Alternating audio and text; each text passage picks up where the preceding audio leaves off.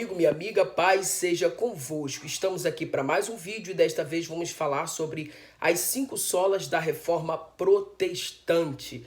Tá, gente? A palavra sola em latim significa somente ou apenas, tá bom? Portanto, tais postulados teológicos serviram como pilares ou colunas para diferenciar a teologia reformada da teologia católica. E são elas as 5 solas: sola fide, somente a fé; sola scriptura, somente a escritura; solos Christos, somente Cristo; sola gratia, somente a graça; e soli Deo gloria, somente a glória. Vamos começar a falar sobre cada uma delas individualmente. A primeira é sola fide, tá, gente? E esse princípio teológico defende que o homem é justificado exclusivamente pela fé. Em outras palavras, a justificação não é fruto da meritocracia humana. A justificação não é algo que mereçamos ou alcançamos por nossos próprios esforços. A justificação recebemos pela fé. E Calvino entendia que até a fé é uma ação divina gerada no intelecto humano pelo Espírito Santo de Deus. A fé é uma dádiva de Deus, tá bom, gente? É um presente de Deus. Lutero depreende a justificação pela fé da seguinte forma: Deus imputa a justiça de Cristo a nós, que age como um guarda-chuva que nos protege, nos blinda da ira de Deus. Tá, gente? Então, essa era o entendimento de Lutero a respeito da fé. E a única coisa que devo fazer para me apropriar dessa justificação é crer, tá? Mas, como eu disse, Calvino entendia que a fé não é um elemento cognitivo, ou seja, não é alcançado por meios naturais, humanamente falando, mas uma ação do Espírito Santo gerada no intelecto humano, uma espécie de iluminação do Espírito Santo. Calvino inferia que, enquanto a justificação pelas obras afirma a sua própria justiça, a justificação pela fé afirma a justiça de Cristo na cruz do Calvário e que foi imputada a nós.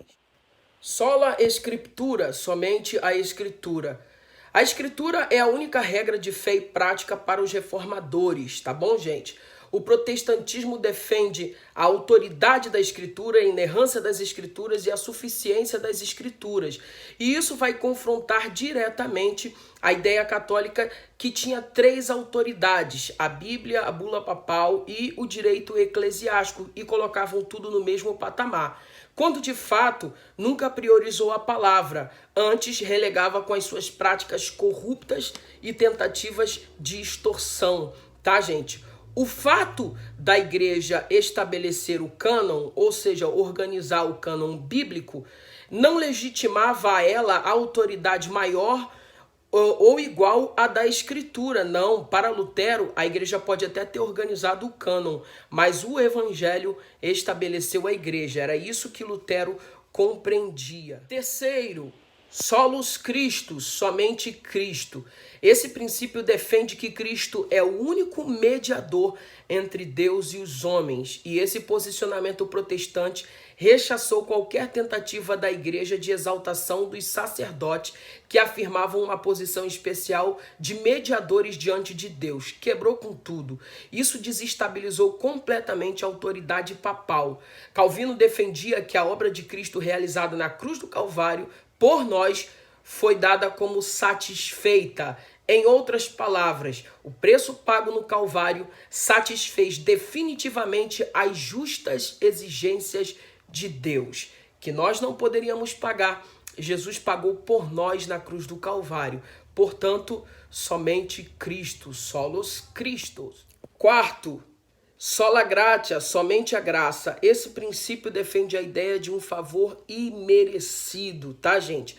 Portanto, não há um só ato de justiça em nós capaz de nos propiciar a salvação, mas a justiça de Cristo na cruz do Calvário foi imputada a nós. A doutrina do favor imerecido, ou seja, da graça, contrariou a Igreja Católica com as suas penitências, com os altos flagelos, com as vendas de indulgências, de que se havia de pagar um preço para receber o perdão dos pecados. Os reformadores dizem: não, sola gratia, só pela graça, tá?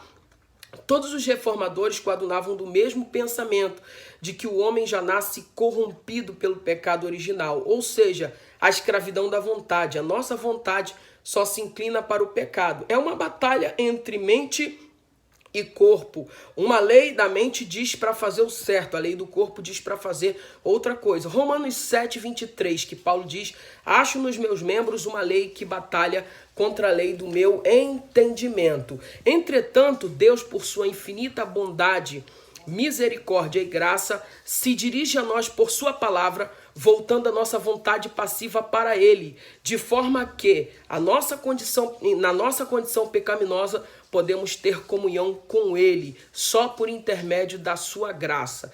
Em suma, a teologia da graça ensinada por Paulo na carta aos Romanos, ela influenciou profundamente o teólogo Agostinho de Hipona no século IV e os teólogos Lutero, Zwinglio e Calvino no século XVI. E depois Calbart no século XX continua influenciando muito a gente até hoje. Quinta e última, soli deo gloria, somente a glória. Este princípio infere que o homem foi criado para a glória de Deus. Portanto, tudo que o homem fizer deve ter o propósito de glorificar a Deus, porque dele, por ele e para ele são todas as coisas.